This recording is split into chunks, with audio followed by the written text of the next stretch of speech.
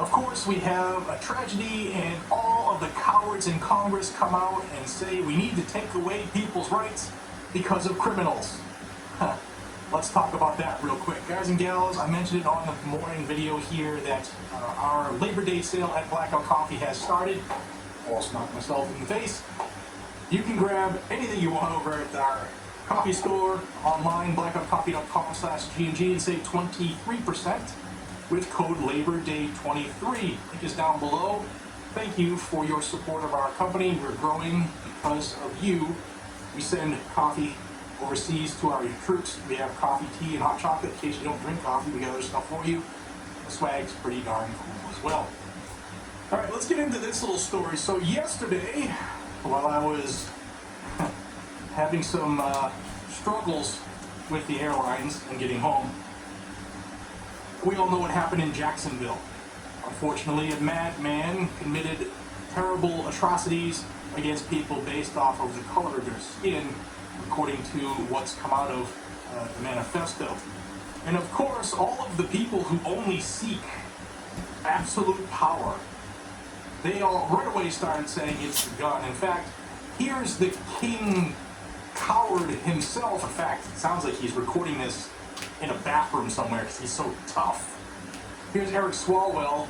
Listen to what he has to say, and we'll come right back. I don't know about you, but I'm pretty pissed off that another community has had to suffer through, more communities, plural, have had to suffer through mass shootings just the past 2 days. Jacksonville, a very racist, white supremacist went out and assault rifle and rode down 3 people. And today, right now, kids at UNC Chapel Hill are ducking and covering, running for their lives because the dangerous weapon has ended up in the hands of a dangerous individual. You can't live this way. We don't have to live this way. So here's what we have to do. We have to ban assault weapons. We have to buy them all back. We have to make sure the most dangerous weapons never end up against most dangerous people. We must choose our kids, our children, the most precious people in our community. We must choose them over their killers. It's very binary. Either you choose them or you don't. Now, Swalwell wasn't the first. There were many people calling for, we have to take away the guns. We have to feel safe. Well, nowhere in the United States Constitution does it say you have a right to feel safe, you bunch of cowards. It's on you to make yourself safe. I have a right to be safe.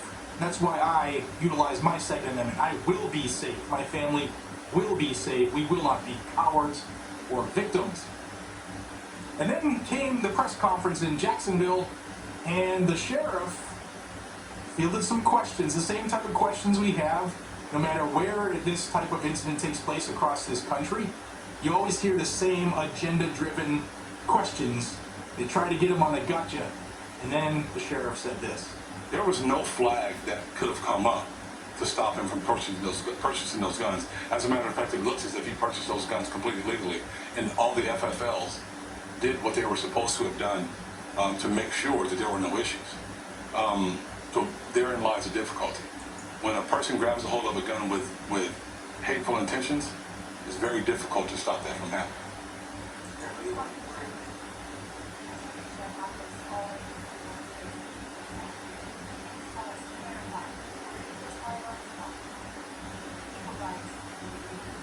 They were 100% legal, and as I stand here with you today, they were legally possessed. There was nothing indicating, again, like I said, it appears that the dealers that sold those guns to him did it legally. They did what they were supposed to have done. One was Wild West Guns. What was the other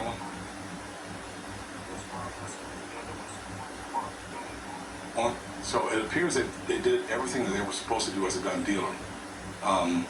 There was nothing indicating that he should not own guns.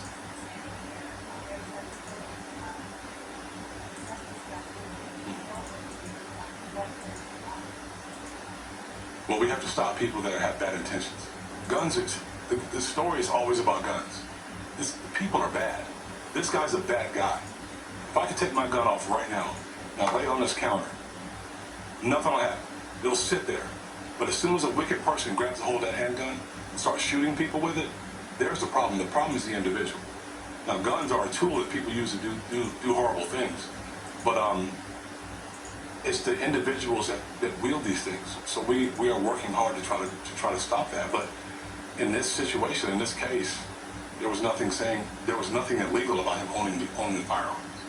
Boom. We've had a couple sheriffs in Florida say similar type things.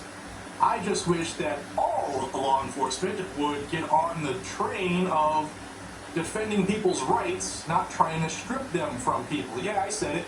And if you get offended and you're on the job, because a lot of people write to me after I say those things, I can't believe you said that. If you're offended by it, you're part of the damn problem.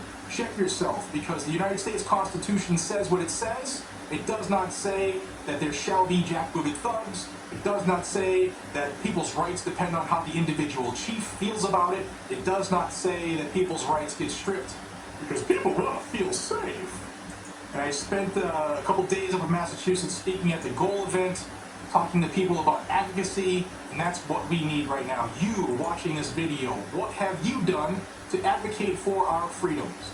It could be something as easy as watching this video and sharing it, talking to friends about it, calling legislators. I'll post a video on just how easy it is. Watch me do it live. I did it calling my reps here. It's very easy to do. The key is to do something, because something is better than nothing, and a lot of us have been doing nothing for far too long, which has given the anti-gunners, the anti-freedom crowd, a chance to do something. And we need to kick their chance to do something right on down the line, because we're done. The line is here. We're done.